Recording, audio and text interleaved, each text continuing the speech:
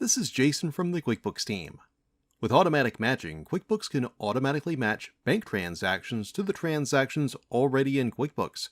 Let's look at automatic matching and see how it affects the work you do in QuickBooks. Select Transactions, Bank Transactions. Select Categorized. Then select Settings, and turn on Automatic Matching. Let's take a look at how automatic matching works.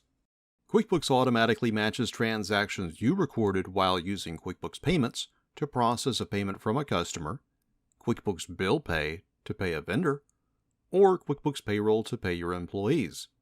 This prevents you from entering the same transaction more than once. Select the transaction to see the details. Select Undo to send the transaction back to full review if anything looks wrong. If you ever want to turn off automatic matching, select Categorized, and then select Settings. From here, you can turn the feature off. You can also filter your list of categorized transactions so that you only see transactions that QuickBooks automatically matched. Select the Filter drop-down and select Automatic Match. Now you're ready to use automatic matching in QuickBooks.